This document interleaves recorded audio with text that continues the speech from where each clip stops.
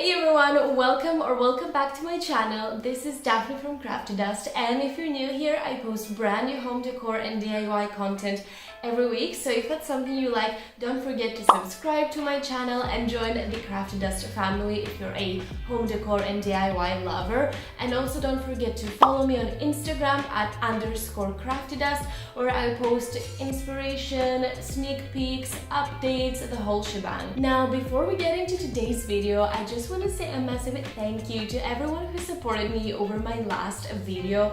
The response I got is truly overwhelming, and if you guys haven't seen that video, I will put a link of it somewhere here. And guys, we hit 100 subscribers!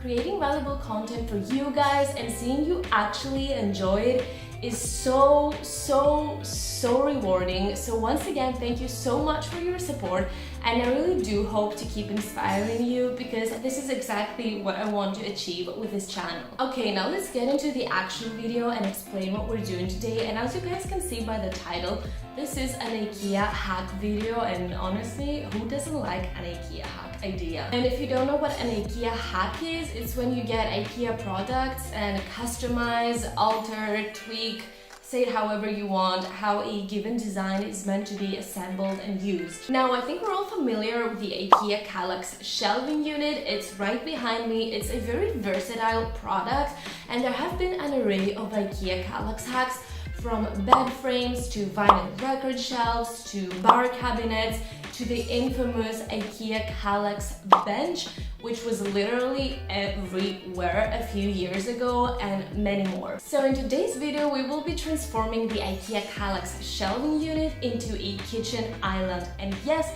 this has been done before, but a detachable one.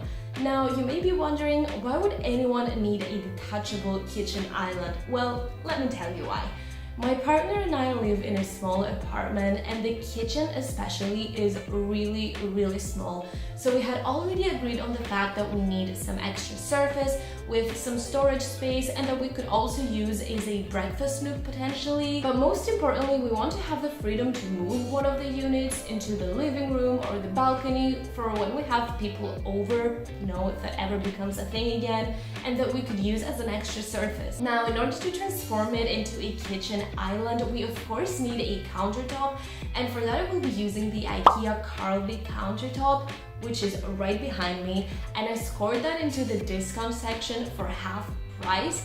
It was 75 euros down from 150, just because it was already cut in the middle, which is not an issue for us since we will need to cut it even shorter anyway. I will also be adding wheels for legs since we want to be moving it around and rearranging it. And finally, I will connect the two units with a magnet strip.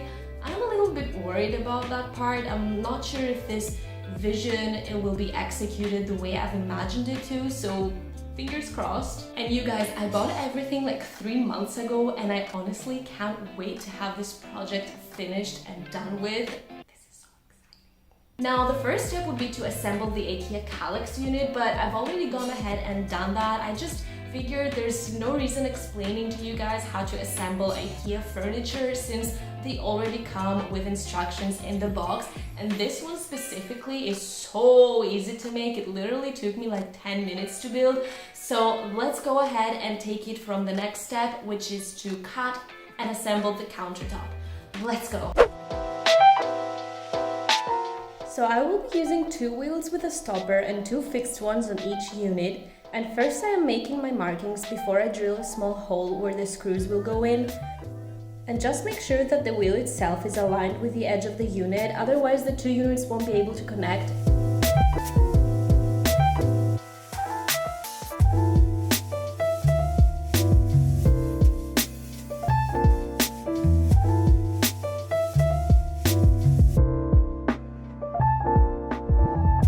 And finally, I am attaching the wheels. And keep in mind that I am placing the same set of wheels on the short edge of the unit.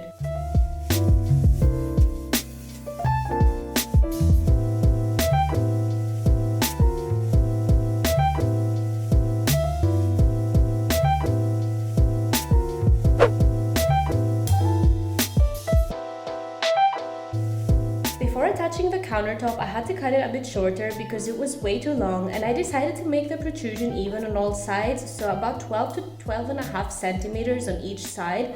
The total dimensions of the countertop after cutting it are 63.5 by 89 centimeters. So using my jigsaw, I cut it down to my preferred dimensions.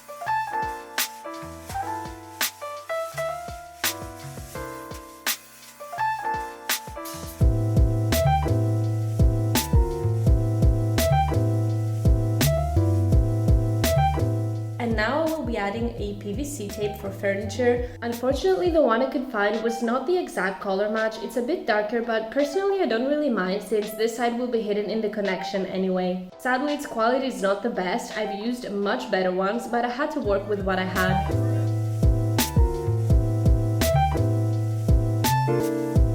So I am attaching it with a warm iron. Make sure it's not extremely hot.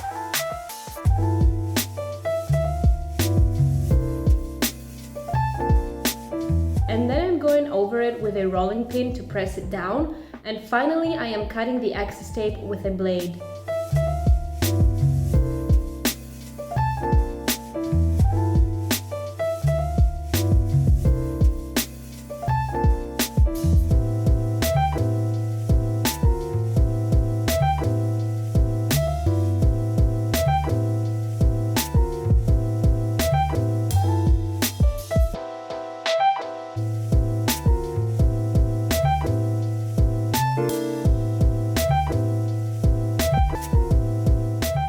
Now, before attaching the worktop, I'm spreading some silicone glue on Kallax's surface, and then very carefully and with the help of Alex, we glued the worktop down.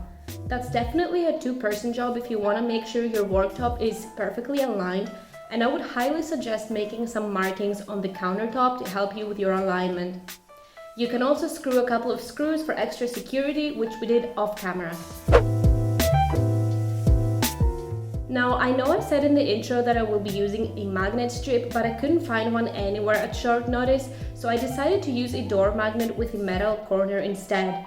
And I will be attaching that under the countertop, and as with the wheels, I am making my markings and drilling a small hole first to enable the screw going in, and once both pieces were secure, I repeat the same process on the other side. And that completes the IKEA Kallax kitchen island hack. So I have the final result right next to me, and you guys will see it in 3, 2, 1.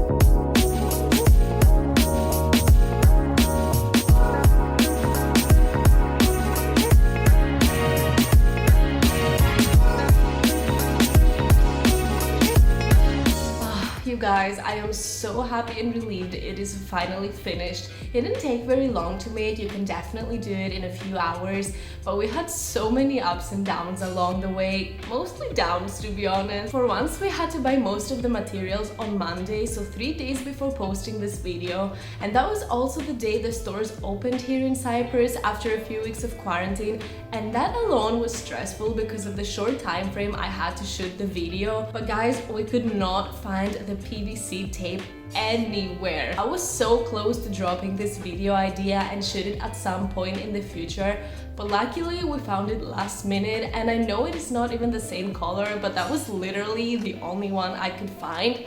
But then we realized we bought the wrong set of wheels, so we had to go to the store the day after and exchange them for the correct ones. And then when attaching the magnet, we realized it was not strong enough to hold the 2 units together, so we had to go back to the store again and get a bigger and stronger one. And after opening about dozens of holes, we realized the magnet and the metal corner were visible because we had attached them on the vertical side instead of under the countertop, and that definitely took way longer than it should have, also because I had to go in with filler and cover the holes. And finally, while screwing the magnet, we realized that a pair of hooks would have probably been a better option, because that would minimize the gap between the 2 units and it would also lock them in place for good.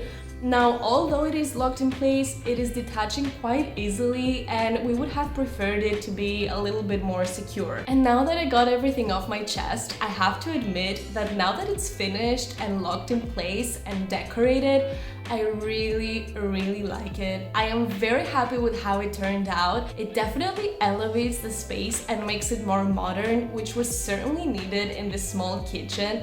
And I really like how the white Kallax contrasts the dark brown countertop. So what do you guys think? Is this something you would make? Let me know in the comment section down below. I really hope this tutorial helps someone. I think it's perfect for small apartments where space is limited, and I really think that because it is detachable, it can have multiple uses, not only for smaller spaces but for bigger ones as well. Like, for example, for when you throw a party. I don't know why, but the only thing I can think of lately is throwing a party.